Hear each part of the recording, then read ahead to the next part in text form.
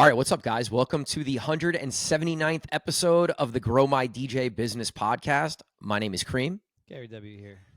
We have another guest today. We got DJ, producer, entertainment director. I like to call you a creative director because you do a lot more than just music. But we got my man Bobby Boucher in the building. What's up, Bobby? Howdy, y'all. Thank you. Yeah, I kind of always forget of how to able myself within all this. So We like all when do other like people 20 it. things. Indeed.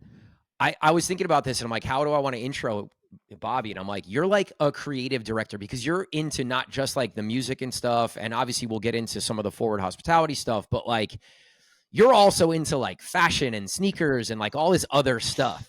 Yes, 100%. I just received some fashion advice earlier or asked some fashion advice. So I'm sure I feel we'll like we got to get Mikey Ferrari and you linked up for some of that stuff. No, it's funny. Before Miami Music Week, he texted me. He was like, "Yo, I'm looking at buying this Rick Owens shirt. How's the sizing? How does it work?" Or then CRG literally just texted me earlier. He's like, "So I'm looking at buying some Rick Owens shoes. How does this work?" I'm like, "Oh, I'm glad I'm the guy for this." Dude, that's a world I don't know a whole lot about. Like I got like my Kith shirt. Like that's about the extent of what I fuck with out here. Yeah, I mean, each their own. But yeah, it's just funny. It is. It's great. I love it. But it's like an extension of what we sort of do as DJs, you know? Like we're creative in all these different ways and sort of the expression comes out in different ways. So 100%.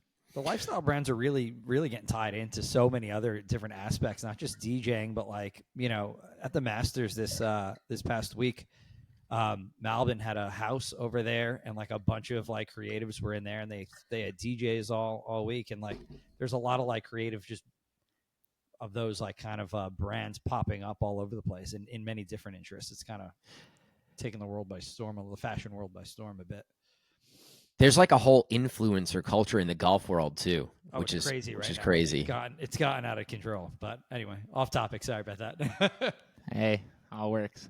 So we've been talking to Bobby a bit on the back end. I know he listens to some of the shows and like we sort of text about some of the stuff we talk about. So like we're going to keep it real, you know, just like me and Gary are talking and just have a conversation. So I was leaving a gig the other day and I always email Get Down like when I'm leaving a gig or I think of something and something we could talk about on the podcast. And it was like, what motivates you as a DJ? Because I was like, yo, this stuff can go away in the blink of an eye. A venue was closing. I'm like, holy shit, this venue's been here for like, it's been a staple in New York and it's closing. It's just like gone. So like that motivates me, right? The idea that like all this stuff, the travel and the big shows and the music can go away in like a second. What's something that keeps you motivated as a DJ and a producer? I would say honestly, a lot of stuff that motivates me within all of it is just seeing like the fellow DJs, fellow producers, like to see everybody like reach a new milestone for themselves. So like, Cream, if you book some big show and you go and I don't know, say like you go to Vegas or you end up playing Coachella or something like that, to me, like that'll motivate me. So just seeing any of my friends or, people I at least like am familiar with, it like motivates me in every which way. It doesn't necessarily have to always be like another DJ homie, but my mindset with a lot of it is like, if you win, I win. It's just like a building block for all of us to get to the next step. So just kind of using a majority of stuff around me just to keep me motivated, whether it is something so simple of like, you book an out-of-state show, or I don't know, you like get your first release on a record label, anything like that. Just seeing other people do cool and dope stuff, that'll keep me going to where it's kind of endless at that point. Because if I put all of my motivation into like only like myself or what I do, then it could kind of run dry pretty quick. Or like you said, like God forbid something like this all falls out from the bottom, and then what? I'm at rock bottom and I have no way to inspire myself for my own stuff because now I have nothing. So I would say stuff like that. Just anything that I see online, in person, just big or small, it just all motivates me no matter what. Gary, what about you? What's keeping? I mean, I'm in that space where it's that's our business, right? Is to grow our DJ group and make sure our guys are able to make it to the next level and see them just stay motivated and keep them motivated. I'm not like you and Bobby, where, you know, I'm not trying to grow my DJ career. I'm super happy with where I'm at. I've been doing this for over 25 years, and like, I'm just tired. Like, I'm not trying to travel any more than I am. But like, so to see our younger guys and navigate our younger guys through this ridiculous, industry that we have, and just try to motivate them to do the right things that are popular right now, whether it be social media, whether it be presenting yourself in a certain way with certain fashion, whether it be how to talk to an owner, how to talk to a manager, all of those things that are not DJ related. That's kind of what keeps me going. The DJ portion of it, you're always going to meet a super talented DJ, like technical DJ, right? There are a million of them, but it's those super talented DJs that do all of the other intangibles well, and try to keep those people on the right path. So I like it. I think one thing too that the three of us can kind of relate to is like we've all sort of grown to where we are because of relationships, right? Like relationships with venue owners or promoters that then turn into owners. And I think none of us would be where we are without those really strong relationships. So like, I don't know, Bobby, how can you like contribute in that world as far as, you know, you kind of now are directing a hospitality group and booking entertainment for, you know, a place with 15 plus venues. Like, how did that relationship start, and how did it go from zero to sort of where you are now? Yeah, I mean, I think, you know, one, just to say it and like really expand on the point. Yeah, like relationships are important. It could grow you beyond like your wildest means, kind of like you're saying. Yeah, with my role within Ford Hospitality Group, you know, I started as only DJing for them. You know, I got brought on to the team from Dante. He had like hit me up asking me if I wanted to play at some of their venues. And basically from that point on, I knew going into this role to the venues that they had, I had to step up how I played, you know, just really elevate myself in every which way possible, from how I conduct myself to how I play. It's funny, me and him were just talking about this last night too, but to where, yeah, like once I knew going in there, I had to step everything up.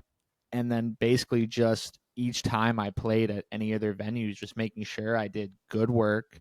I was killing it, you know, what I need to improve on, what was good, what wasn't good, and then just improve on it for the next one. And then just being like accountable for whenever they're hitting me, accountable, having good, being, I don't know how to word it.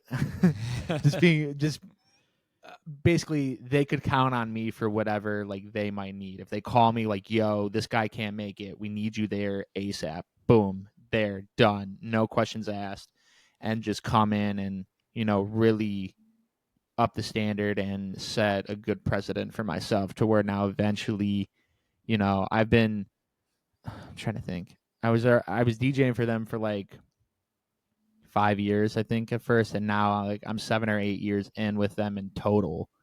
And you know, as of the last few years, like finally got into the current role that I'm in of, like you said, Cream, a lot of the back end stuff, helping do the music direction for stuff, doing some of the bookings, and just handling more in that aspect, to where, yeah, like that whole relationship is fostered over that whole, you know, group of time. And obviously, you know, it's still growing, and I'm still here, and I'm taking on more stuff day by day.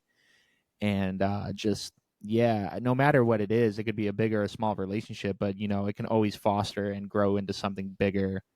But at the same time, you know, you got to hold up your end of the bargain.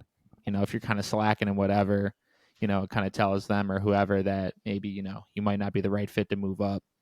Or, you know, my like statement all the time is just do good work. Like, you can have 20,000 more followers than me, but if I'm like a better DJ than you, in just the sense of like people are more pleased and everything like that, they're probably going to come back and want to work with me more than like something like that. And that work speaks more volumes and will get you more out of every situation you're in, I would say. Do you know if they were looking for somebody for the role that you're in now, or do you think that they saw attributes in you that you had applied, that they were like, okay, he'll be great for this role. We can grow him into this role. I want to say definitely a mix, because they definitely put like a feeler out to some of the other like DJs within our group, and I don't know if other guys stepped up or not, but I was like, yeah, like I'm for sure down. And I think same thing. My work ethic and what I've already shown, I think helped kind of make it like a no brainer within that situation. I don't know. I never actually really asked like in terms of like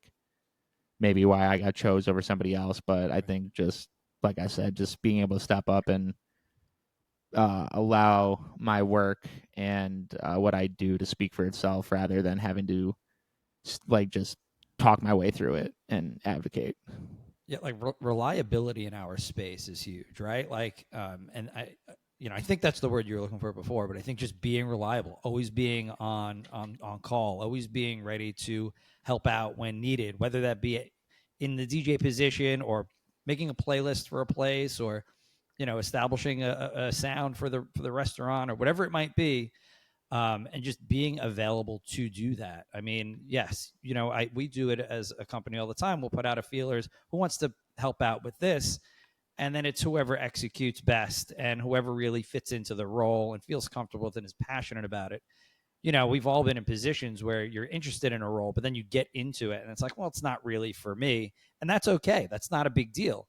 But that's why that's why you put feelers out and you try to figure out who's the best person for that position. Yep. Most businesses, right? Like most businesses want to hire from within. They don't want to churn employees. They want to bring someone on that starts as an intern and becomes the CEO. I think that's like the perfect journey for an employee or for someone coming into a business, because if you come in from the very beginning, you sort of understand the culture, you understand how everything works behind the scenes as far as the communication and the timeline and expectations. And like over the years, you just kind of step up and do things for free, right? Like maybe you make a playlist for the restaurant, or you come in and you MC an event that they have for free, or whatever. Like all these little things that show your value over time. When there is an opportunity that steps up, it's like, oh, well, Bobby did all these different things over the years. Why would we not pay him to do this when he's been doing a lot of this stuff already? Yeah, it's all no matter what, it's all building blocks. You're building towards, you might not know exactly what you're building towards, but no matter what, it still is another piece within the entire puzzle of like whatever the future will end up being within it. So, Right. And like you said, it took you 5 or 6 or 7 years to step into this other role beyond just being a DJ. And I say this all the time because a lot of the younger DJs we talk to are so like, I gotta grow and I gotta step up and I gotta do this. Like it just takes time. Like all of us, all three of us, it's taken all of us time to reach any level beyond just being like the local bar DJ. It takes so much longer than you think. that's the thing. I think a lot of the newer guys, they all want the instant gratification. They want it all right now. I want to be on the big stage right now. I want this now. When in reality, like, yeah, sure, for some people it happens super quick.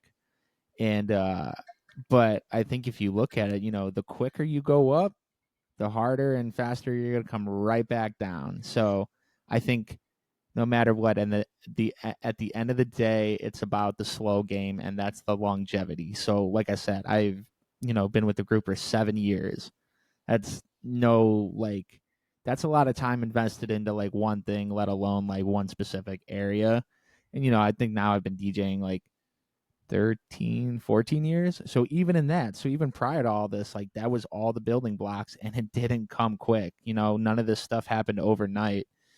And that's what a lot of guys forget. It's going to take time no matter what. And if you want to rush it and, get to where you want to be, sure. But then I think you're going to have to work 20 times harder at that point.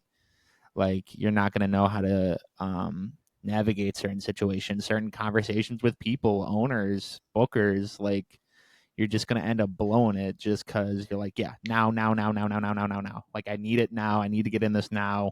You don't do your research, you don't do this, and you're just going to blow so many opportunities to where it's going to sink you right back down. You're going to, like I said, I think you're going to have to work 20 times harder than you would if you just kind of stayed the course and like did the quote, the grunt work, essentially, Yeah. if you want to label it like that. We've all been there.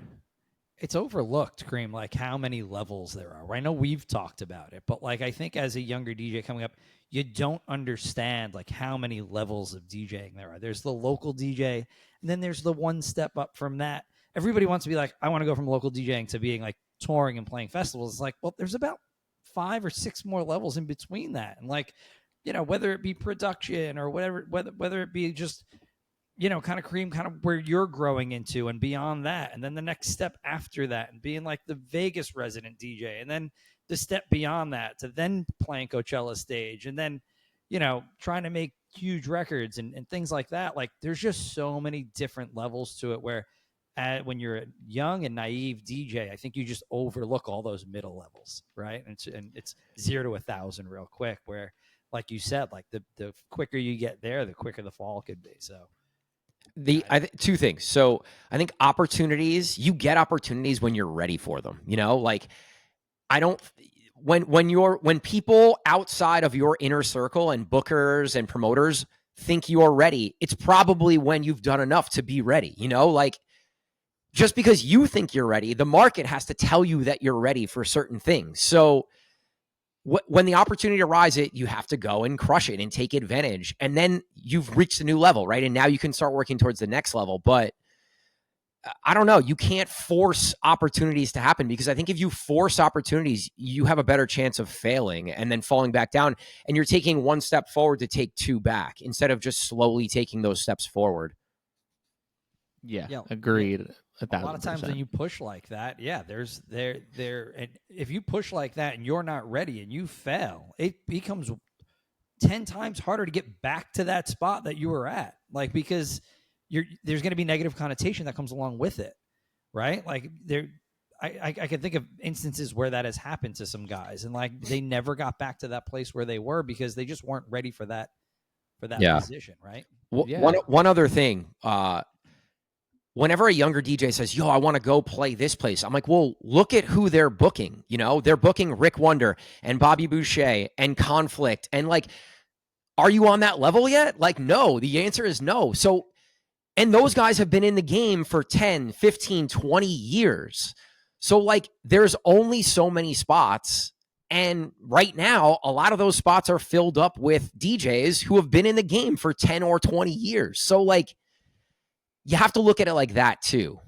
Well, that too. And then I think maybe sometimes a lot of the younger guys take that as like, you know, saying, yo, you're not ready, as like, no, like they almost take it too personal and too close to heart to where they're like, well, you're like telling me like I'll never get there. It's like, no, you'll get there eventually. It's just the same thing. You got to put in the work to get there. Look at what these guys are doing, and then just slowly continue to execute. You can get there. It's all possible and all doable, but you have to make the right steps and the right moves to get there. And like, yeah, if you rush it, or, you know, you're just like, yo, I need to be put on right now, you're going to go up there and more than likely you're going to be a deer in the headlights, and kind of like Ari said, you're going to end up just screwing yourself over, and you're going to take 2 steps back. And then, yeah, there are some guys who might be ready as a DJ, but the rest of their brand and name recognition just aren't there yet. You know, like you have to build that resume first, and that building that resume just takes time, unless you're a producer and you make music and you take that route, and that way you can grow in a year. Like, yeah, 100%. That's the way you have to take if you want instant success. If you want to be the traveling open format or EDM bottle popper top 40 club, it just takes time. Yeah, I mean, yeah, like you said, if you want to skip it and do the producer route at that point, yeah, like you kind of don't have to care like as much about, you know, playing to the crowd or anything like that. You know, those people are then there to see you and see what you personally do, to where like, you know, yeah, if you're just an open format guy and you're not exactly like making your own stuff and putting it out there, you know, you have to really appeal to that venue, those people there, and what the room calls for. All right, so let's transition a little bit. So we talked a little bit about Forward. We've talked about John Boy on this podcast probably like 50 episodes. Yeah. So we don't have to go super deep into John Boy, but we're seeing the John Boys and the Forward Hospitality of the world, and one concept that's very specific and is one thing be very successful, right? The Barstool Group, we've also talked about a whole lot, and they have a very similar, like, hey, this is what we do in our venues. Why do you think that's important? And sort of how did that come about in Forward and like taking this one genre or like sort of one lane perspective? I'm trying to think. I want to say for sure. I mean, for one aspect of it, it's um it's something that's consistent. So within that, for John Boy, like, you go to pretty much any of them, you know what you're going to get. You know it's going to be disco music, you know it's going to be this. So you're already setting a precedent and a standard within that entire venue itself. People then know what they're going to get, and if you've never been there before, you'll at least have like an idea. You look at the social media, you see all the imagery, like everything aligns for what the place is. At no point do you see like a post on like the feed or even in the story that is anything kind of unrelated, whether it's like, it's not unrelated music. It's not like it's some Drake playing in the background or something like that. It's all stuff that pertains to that and builds on that concept. And then when you're there, you're fully immersed. So I think you're setting a standard, you're setting precedent, and then also it's not like the place is a big bottle popping spot. It kind of almost goes back to basics of just here's a room. Yes, there's tables for VIP and bottles, but then here's this big open light up dance floor that is the centerpiece of the venue, to where you're bringing back dancing, you're allowing that space for that, to where, the last few years, I would say we're all used to the big clubs, the big whatever. I feel like I'm rambling with it, but No, you you're guys good. get You're what good. I mean. Yeah, of just like, it literally just goes back to basics in every single which way. Even from the music, but all the music is certified classics and everything like that. Obviously, there's some newer stuff mixed in as well, but it's offering a new experience, I would say, to the newer generation, whether it's like um, people my age. So what? I'm 29 right now. So, um, you know, that's all we've kind of known is like the VIP and the bottle service and everything like that. And even the younger generation, they're just now experiencing it, but it's like dying out, but not, the hip thing now. So I would say, yeah, just that formula is just it. It's just offering a new thing to the people that haven't experienced it yet, and just consistency within the branding and And how it it's feels just and how it fun. sounds. Like it's just Yeah, fun. Like it's fun. Very yeah, simply put, right? Like we're just gonna have a good time in there. yeah. Essentially, yeah. For Well, really, all ages, anybody, like it's for anybody that just wants to go out, have a good time, and hear feel good, happy, sing along type stuff. yeah, we're in this space that nightlife was in a little over 25 years ago. Like when I first started going out, when I was like 15, and when I went to the club, I knew I was hitting one room was going to be house music, the other room, Kareem and I talk about this all the time. The other room was going to be hip hop, and I knew what I was getting into. Yeah. Right. And then like open format, that term did not exist. There was no such thing as open format.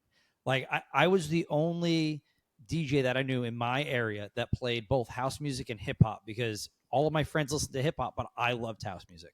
Right. So like that's what I would play at all our house parties. But I couldn't go out and hear that. That wasn't a thing until like AM later on. And it's just so funny for this to come all back around. But it all needed to be reestablished, right? And we talk about this constantly. It's clarity, like clear branding, a clear cut presentation of what you are offering, right?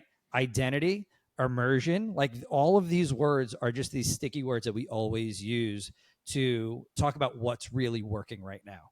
We went through 20 years of open format, so like it's nice to get back to kind of knowing what you're getting into, and I don't have to worry about, I don't know, like a Donna Summer record playing and then hearing Drake right after it. Like that's not really what people want at this point in time. It was cool for a while because AM could really do it well, and A Track could really do it well, but like when everybody became that type of DJ, there was a time to pivot. You had to pivot, right? It's kind of where we're at. It's interesting to see too, like as the house music thing has gotten more popular, especially like in New York, it used to be non-existent, and now there's so many parties popping up. No phones, no VIP. Like I see that on so many flyers now. No phones, no VIP, right? And it's just like, again, back to basics. We're just gonna play good music. You guys are gonna come and dance and drink, and we're gonna go home. And like, I think the gap we have to close now is like the open format bottle service clubs figuring out how to get to this other side where VIP is not what people want as much anymore. They just want something simple and basic and go have fun. Yeah, I think it's going to be a big challenge the next few years with a lot of it is just trying to now navigate this new space, but I think it's definitely all about training your crowd, training, what the venue is, that consistency, and just, sometimes you just got to show them. And I think that's just the reality of everything that everybody's consuming now through TikTok, through the whole internet. Everything is so fast paced and so much all at once to where I think now it makes so much sense to go back to basics. Just keep it simple, don't overcomplicate it, and just, at the end of the day, same thing, just throw a good party. I feel like we're sort of also moving towards like the party and the venue and the vibe is more important than like the DJ lineup or the artist lineup. When do you think the DJ is more important than the party? I don't know. I wouldn't say it's necessarily moving away from it because I think no matter what, I think you still need a good DJ. You still need somebody to set that good vibe and that tone. And I think people, as much as like we want to call people kind of dumb that go out because sometimes they're just kind of brain dead with certain stuff, but I think no matter what, they still know when they hear something good and something that they don't like. So if they hear a DJ they don't like, they're gonna let you know. And if they do like you, they'll let you know. So, um, but I think it's also to your point. I think it just depends where it's at. If you're at a show, you are there, for whatever that person then gives you and provides to you. So if you're going to see John Summit, you know what you're going to get from him. You're expecting him to just play some off the wall shit here and there, and then like obviously his hits. And then in terms of if you're going to jump to open format and the bottle service stuff, you're then expecting to hear more of that wide range of stuff. You're expecting to hear Drake. This is kind of what, and just as that type of DJ, that's kind of where you have to kind of jump and cater to more, just because that's what the room calls for. Kind of like we were just saying earlier. If you're throwing your own show, you can do kind of whatever you want. But if you have people to appease, like the owners and the customers, then I think it kind of changes it. So if that answers it. It's tough, man. It's tough for old like DJs that are established and they still want to kind of like throw their flair into their DJ sets, but now we're in a place where things need to be a little clearer, like we were just saying. That's where it becomes hard, and this is where as a DJ you have to be careful because if you're really gearing your crowd toward a certain format, you can't be as creative in those spaces and kind of go off brand, right? Like if you went off brand at John Boy, like you're done, like it's over. You're never playing there again. You know what I Yeah. mean? And and I think that's sometimes where some DJs get lost, where it's like, I want to be let me be the artist. I'm the artist. Leave me alone. Like I'm doing my job. But all right, that's fine. But like, if people are going to walk out and say, I don't like what they're presenting to me because I'm here for this, I'm here for hip hop and they're playing Afro house. It's like, all right, well, you know what? You're not going to play here anymore. So Yeah. you kind of have to be careful as a DJ. Pick and choose your battles on that Really one. do. Well, yeah, that or just if you choose to do something a little outside of it, just do it. Do it tastefully, but also kind of have a plan. Like I've told guys at John Boy, like you can kind of like, not go off script, but you could take a chance there and like do something a little different, but just have something as your backup. Like, just already know in your head, like, all right, if this kind of flops, go to this. I don't know, like even I'm trying to think. I don't know. I like to just like throw some like wild stuff in there when I play, but I'll do My Heart Will Always Go On by Celine Dion from the Titanic. Usually it should always work, and most of the time it does, but I've seen it to where I've done it and people are like, What the fuck is this? yeah, like this is a little too much and I don't like this, to where I'm like, okay, I see it, I recognize it, and then I have something else to kind of just bring everybody back. But, I think it's with anything. Be willing to take that chance. Just have the backup plan. Yeah. That's all. Yeah, you have to be aware of your situation too, right? Like if you're at John Boy, you're going to take less risks because it's very specific, right? If you're Bobby Boucher, you can take way more risks because you book all the DJs there. But if you're the new DJ that's trying to break in with forward hospitality, you probably shouldn't take too many risks. You should really play it by the book and figure out ways to get your flair in there without going off script, right? Yeah. So yeah, you have to understand and be aware of your situation. Like Cream, you do this. Well, yeah, but I book all the DJs and I've known the owner for 20 years. I can do that, but like you can't. Oh, yeah, that. I mean, it's just knowing the room too. Once you put it, I agree. I try not, but I try not to like use that as like a superpower or something like that. I think we're all totally capable of it, but it's just all in the execution, no matter what. Like you could do the same thing, and you could probably do it 20 times better than me. That's great if you can execute it and it works, or as long as you have the backup plan, that's fine.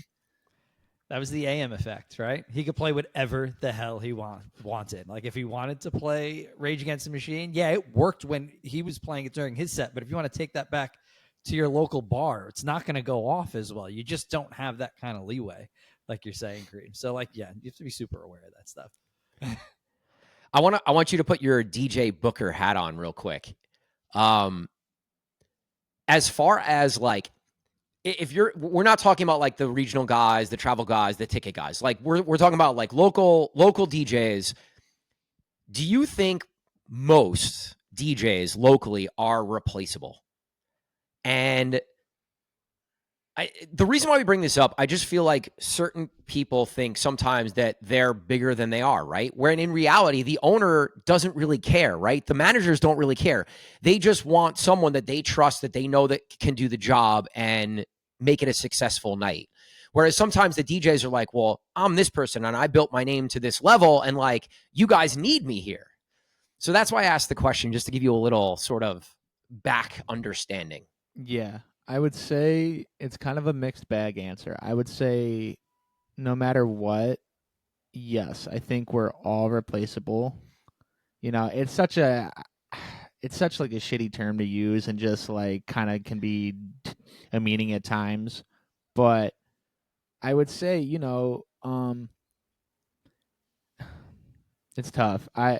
No matter what, yes, we're all replaceable in one sense or another. Definitely, like, some guys are better than others, and it could be like a noticeable difference of when they're there and when they're not. And obviously, everybody has their own like styles. But I don't know. It's really a tough one. Like the overarching answer is like yes, and then also in the same time like no, because certain guys can make such a difference in a room. And, if you really know the room and can control it, you can make it do anything you want. But I think there's just always that reality of, yes, like you're more replaceable in a sense to where you should just keep it in the back of your mind of like, as a way to not be overly comfortable to where like it kind of makes you slack off. So I would say it more in that sense, I guess, from both the Booker perspective and then also just like from the DJ perspective. I use that as a motivating factor for when I step in the rooms, like no matter how long I've been in a place, I always tell myself like they could not want to book you after this set. So you better go and do your thing and like be one of the best DJs in the room or be the best DJ you can be kind of thing. And it's always a motivating factor for me. And that was one of the reasons why I bring it up. But Garrett, go ahead. Well, you're right. It's a great way to keep a little chip on your shoulder and to stay sharp and be motivated when you especially step into rooms that you're in often, right? But I think from a DJ perspective, from like a technical perspective, yeah, I think we're all probably pretty replaceable, right? But to go back to our earlier portion of this conversation, do all of those other intangibles so where you're not replaceable, right? You could be at an absolutely mediocre regular DJ, like, right? You could be like my skill level of DJ, but like do everything else that the manager makes you're making that manager or owner feel so safe, or the booker feels so safe. No matter if I flub a song, mess up a mix, lose a dance floor once, like the manager or the owner doesn't, or the booker does not care, because, well, they feel safe with you in the booth for whatever reason that may be. And I think that's where you become irreplaceable. Right. You want to make it into that. We need this DJ in our building. And that could be because you are the best DJ, or it could be because you're a good DJ and you do all these other things. But somehow, some way, you want to be on that short list of like, we need DJ Gary W in our place every month or every week or whatever the owner is going to say. Yeah, exactly. Like, just show, like, even like, say, like, you're just not hooked that night, but just show, like, without you there, like, there's definitely a difference compared to other people. Show your value in other ways besides just, being a good DJ and, being able to just maintain a space. Love that. So I've been recently on like a Barstool run. I played a bunch of Barstool places recently in the last like 2 months. And something that really like I was surprised at that I want to talk about because I'm seeing more of it. Really no microphones and no DJ drops. And I sort of kind of playing more spots in New York, same thing where like there's just no microphone and the manager's like, yeah, we don't really like the DJs to use any DJ drops, to a point where like I just turn my DJ drops off at this point when I do DJ with a computer, because I don't even want to worry about it or hit a button by accident and get yelled at or whatever. But what are your thoughts on no microphones and no DJ drops? And are you seeing more of that? And what do you guys do? I mean, I know Forward's a little different, but what do you guys do at some of the other places?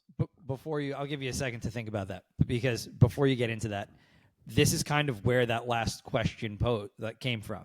Like, is the DJ bigger than the party? Is the party bigger than the DJ? Because it was like, well, if nobody knows who the DJ is, like, does it matter? Like in certain spaces. So that's kind of where that last question came from. But I'm a little microphone user. I don't use the microphone too much, and I definitely don't use DJ drop. So like this was kind of refreshing to hear from me.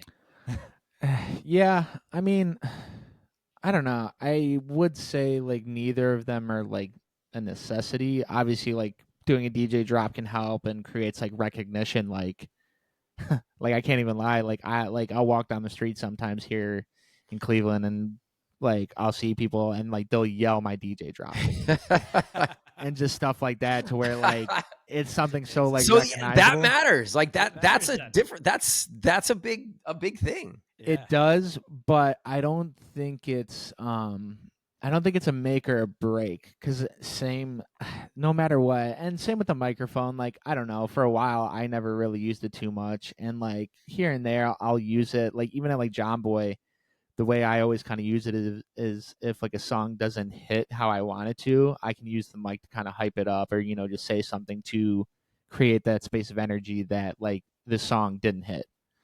But I mean, I think end of the day, it would just come down to like how you play and how you play your tracks, to where like no matter what, it can still set you apart. We're all gonna play stuff so differently than one another. Gary, you're gonna mix a song totally different than me, or Cream, same thing. You might do whatever, and I think it then just still comes down to just being good at your craft. So, the drops and the microphone could almost be seen as like a crutch, because even if you think like back in the day, same thing, like there really weren't any DJ drop, or there were but there weren't. And then also like there was also some places even way back to where they're like, yo, no talking on the mic, we don't want to hear you, we don't need that. But I think to where same thing, the way guys played and the way they did stuff, it spoke for them at that point. So I don't know, it's a bit of a perspective thing, and then it's just how you do you and how you do it, that I think could make the difference. I think they should be used as tools, not as crutches, as you said. Yep. I think what happens is there's one guy or girl that comes in that like just on the mic the whole time and using their drop the whole time. And it sort of is like, all right, well, we definitely don't want that in our venue. So it's like, we're just not going to use it because we don't want it to go that far. And like the microphone thing from a bottle spending, table VIP thing, like it's sort of been ingrained in me a little bit because I've been playing a lot of that over the years. But like in hearing a lot of this, like, wow, maybe I use the mic too much, or maybe I don't need the mic, or maybe I don't, whatever. Maybe I'm not going to use it as much as I once did because I'm not playing as many bottle pop in places as there used to be. So things change. It just needs to be tasteful. That's tasteful, just like anything else. Yep. It's also looked at, I think, like in our region, it's looked at as very hip hop driven, right? And if you're going to be like super open format and you really want to cater to everybody, like sometimes the owner's like, well, I don't really want you to be on the mic too much because that leans maybe a little too hip hop and and I think sometimes that's the perspective given by ownership. Not even and not really thought about by the DJ, where it's like, oh well, I don't understand why he doesn't want me to use it. It's going to create energy and whatnot, and it's like, well, maybe he doesn't want to project this place as a hip hop room, Yeah. I just think about like in New York, we got hot, like back in the day, just listening to Funk Flex on the radio, dropping like 200 bombs and restarting the song 10 times. And like owners are like, we don't want that style DJing here.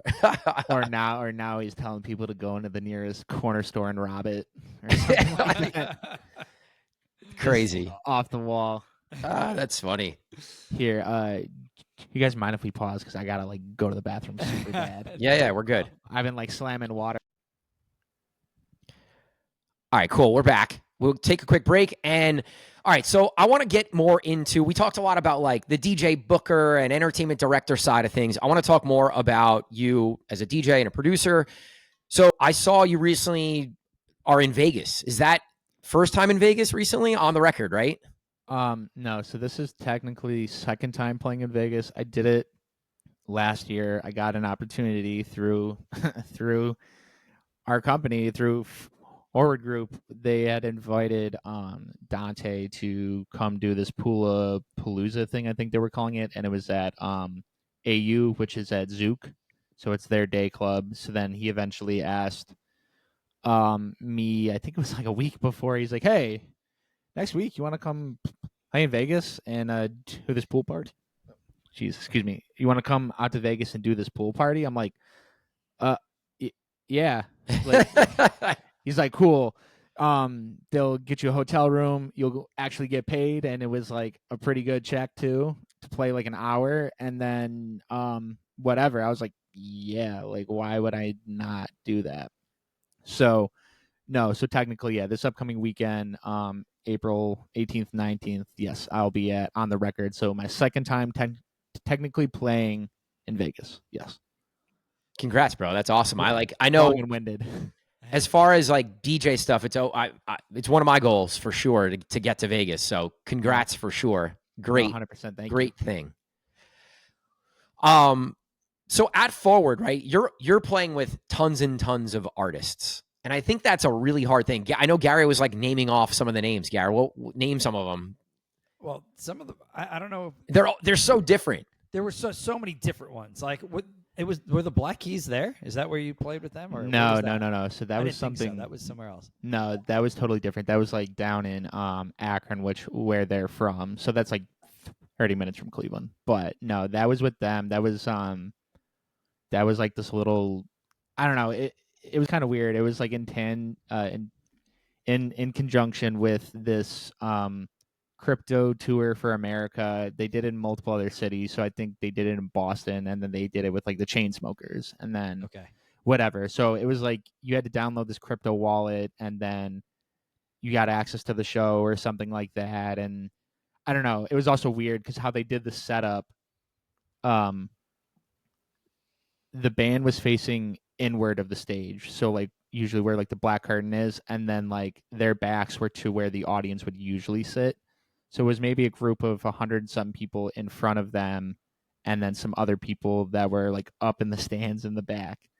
But Yeah, that one was that had nothing to do with Forward. That was just something I got that through Conflict. He hit me up. He's like, Nice. "Hey, this guy I know, he's looking for a DJ to open up this show and everything like that." And same thing, I think that I got that.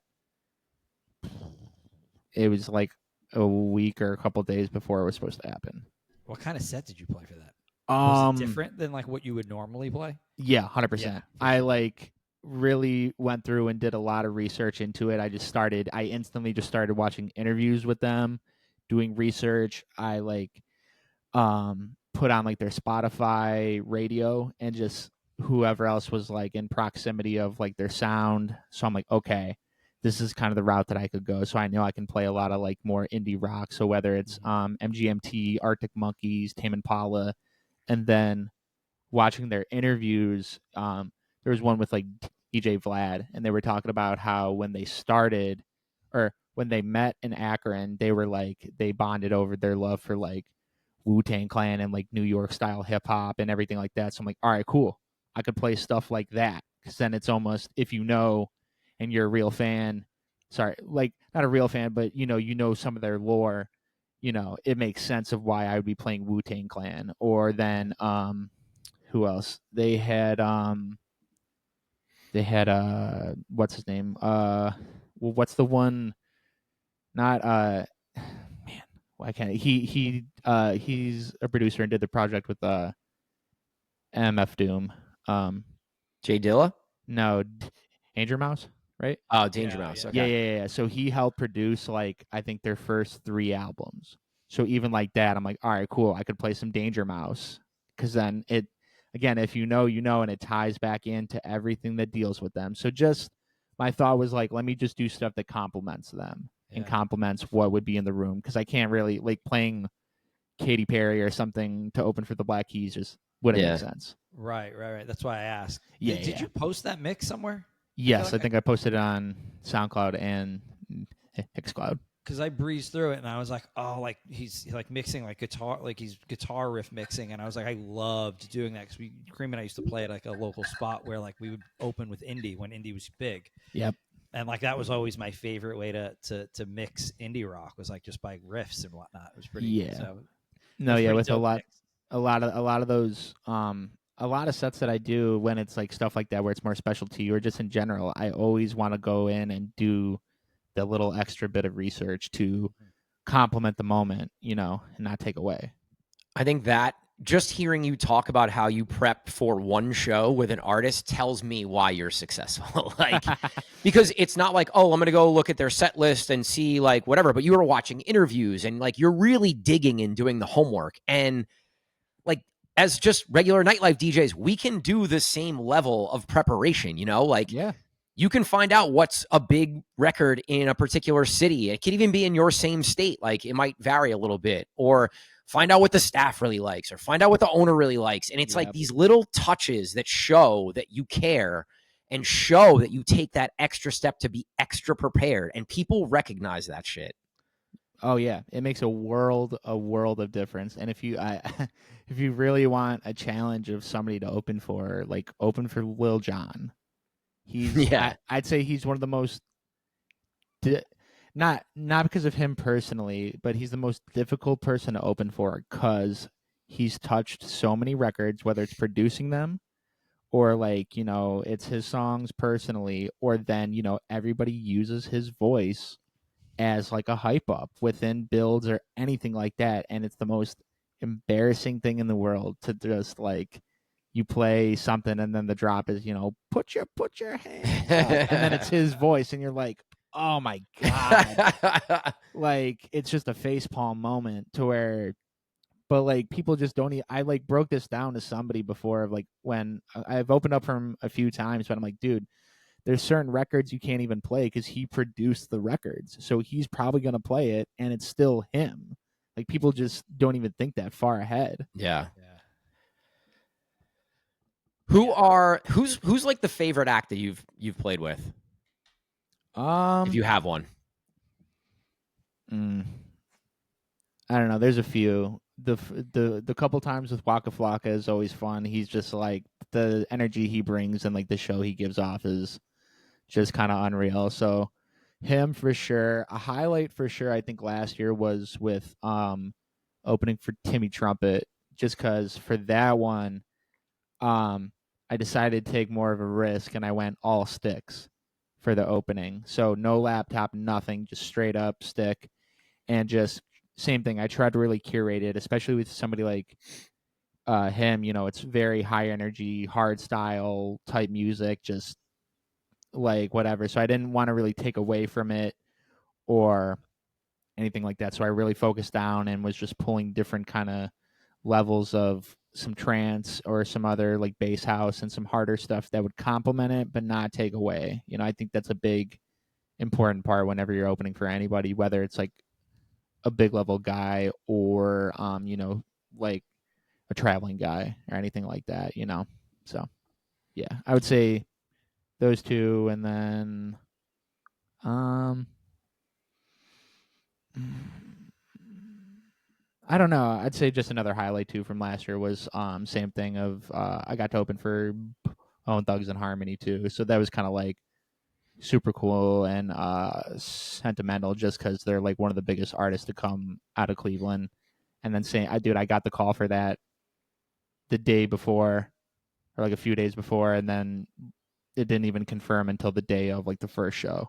And they did 2 back-to-back shows, and the first one went so well that the director at like House of Blues was like, yeah, like I want you back, and they're cool with having you back. Hell yeah. For the second show. So just, yeah, I'd say those are definitely 2 major highlights. Dope. 3. I got to meet you for the first time at Forward. I know we've talked a lot about Forward on this episode. Tell everybody what Forward is and sort of the setup, because that was definitely one of the most fun sets I've played in the last couple of years. It was like a really dope spot. And then I got to come hang with you. Who was there next day? Two Friends, I think, was there next day. Was it? It was either Two Friends or Loud Luxury. I can't remember which one. I think Two Friends.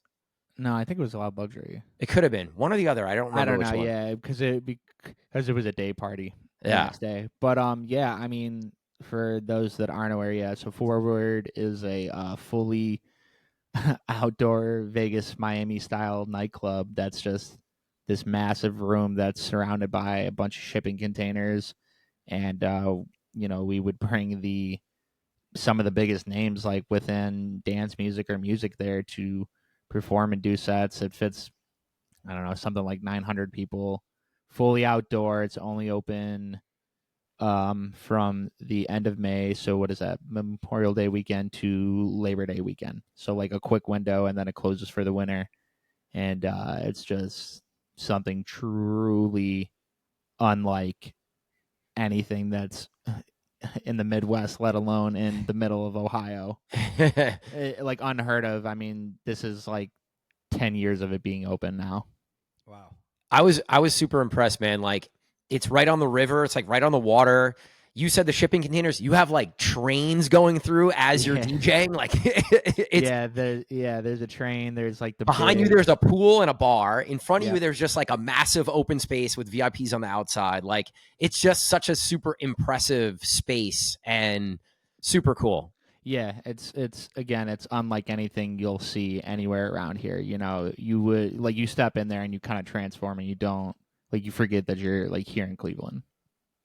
And like there's nobody else that would be bringing, I mean, like Cascade, John Summit, Dom Dalla, Two Friends, Loud Luxury, who else? It's like an HQ2 for anybody locally, Jersey, New York City, but in Cleveland, in the center of the country. Literally, yeah. But it's really cool. Like, that area is really built up, and there's lots of restaurants and bars and stuff. So there's a lot of people, like John Boy's right across the street, basically. So there's just like a lot of cool stuff happening, and it's like a place where people can all go out and have a good time. Whether you want to go see Two Friends or Loud Luxury, or you want to go to John Boy, or you want to go have dinner. Yeah. So like it's creating this cool downtown area where there's a lot of like nightlife and young people and things happening. Yeah, I mean, mind you, like 10 years ago, that whole area was just dirt.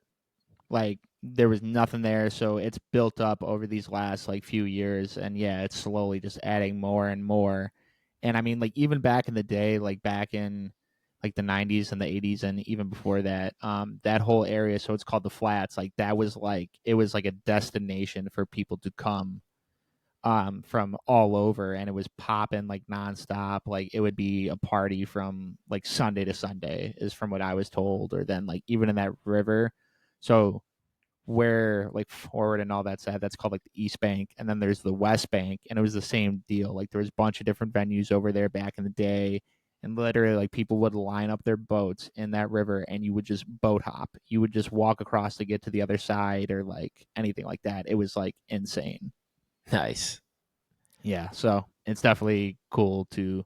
I mean, that's all way before my time, but just to see it really get all built up in that area to what it is now is like truly impressive. And I think now that whole West Bank area is going to really start to build up too now. Do you think Forward had a big 1,000%. I already know what you're going to say. Yes. Yeah. Big role in making that Big happen. role in making that happen. Like it always takes one person to like come up with a crazy idea, and like to think about that kind of day club out in the Midwest in Ohio. It's like, what in the world? Like it's a strange concept because like, yeah, even at HQ2, like it's at a hotel. It's right. It's on the beach. It's on the beach.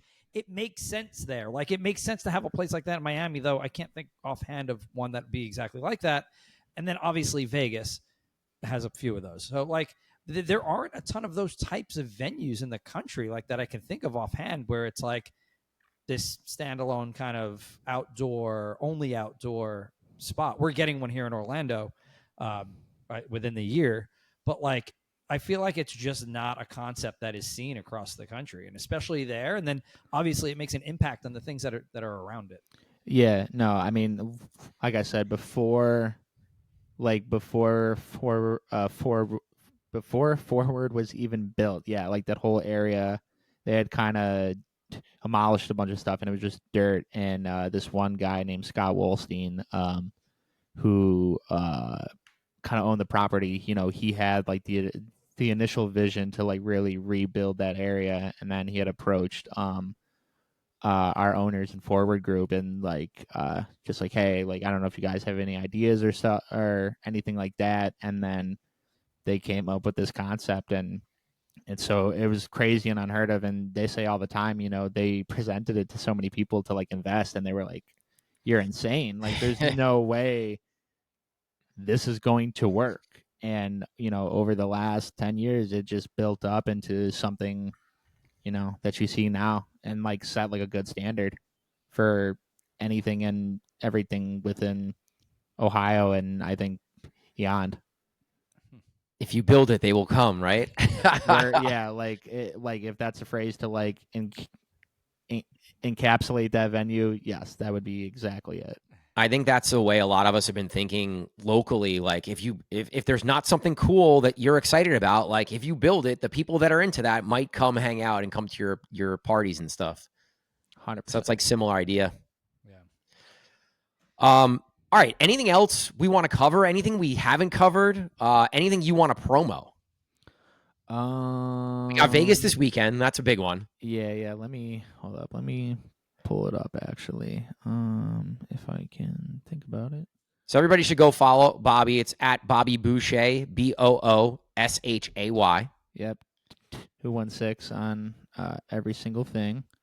BobbyBoucher.com is a phenomenal website, by the way. Thank you. Props on that. So yeah, guys, go check that out for sure. Because I feel like pushing the websites more or something that Cream and I want to do a little more, because it really gives you a good understanding of the artist and who the person is. Well, that too, and I think people also forget such a value of a website. It could be the one place where you could send a lot of people to just everything. Obviously all the social media is great like that, but I mean, say Instagram goes down, or Twitter, or any of the, or whatever, say it all kind of goes away.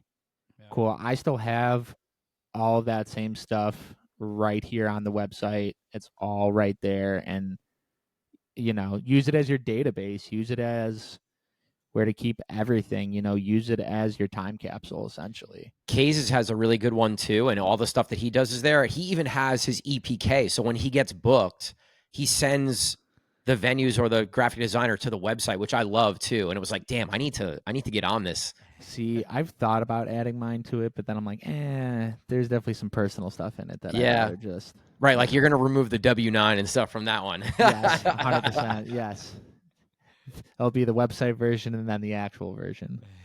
But no, yeah, to promo some stuff. Yeah, this weekend, Vegas. Fast forwarding a bit, I'll be in at Double O nightclub in May with Pigpen, which Cream, I know you've been there. Yeah, I think I'm out there in June, so Yeah. I'm right behind you. Then Barstool Scottsdale, I'll do that in July. August, I'll go back to Dallas to do Greenlight Social. Saturday night, I just like played there for the first time in February, and it went really great to where they're like, yeah, like let's get you back on a Saturday, and then Hell I'm yeah. also gonna do their Sunsets party that's super poppin' on that Sunday, and then Cream in September, I'll be out your way in New York. I'm gonna do both Luke Alexander's parties, the new one that he just announced, his Mercer Day party, and then I'll do Azure the following day too. And then Sick. after Yeah, we'll that, have to connect on that one. Maybe we can figure something out by me too. yeah, We'll see.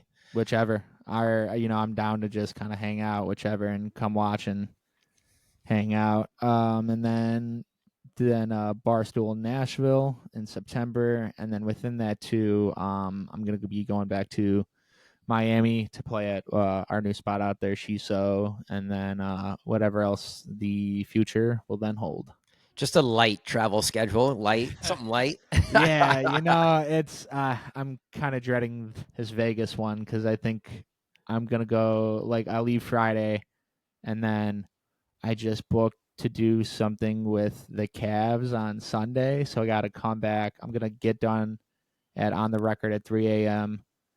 Leave to get to the airport before 6 a.m. and then fly back to Cleveland to land at 3 p.m. and then Go right to work. Go right to do this Cavs thing. If not, have like an hour in between. So, not exciting, but it is Exciting, but going to be painful for a little while, for the sleep at least. a million times over. That was like the same thing this past weekend too. Got back here and had some time to chill, and then I had to go do like a private event right after. Man, DJ life. DJ life. Hashtag. All right, Bobby. We appreciate you being on. This is a great episode. Everybody follow Bobby at Bobby Boucher 216. Check out the website. Yeah. And we'll talk to you guys soon. Appreciate you. Appreciate it, guys, for having me on too. I listen to the podcast a lot, and Cream, I'll text you different stuff where I'm like, yo, you guys should talk about this, or like, great point here. So I love a lot of stuff that you guys really focus on and emphasize, and I think you guys said stuff that other podcasts don't hit sometimes. So yeah, that was the goal. We try to find a lane that's sort of different from what everybody else is doing. So we appreciate that, man. Thanks for listening, first and foremost. No, of course. I definitely just want to give you guys your props on it. Appreciate it. Thanks, All right, man. guys. All right, guys. We'll talk to you next episode. Peace out. Peace. Peace.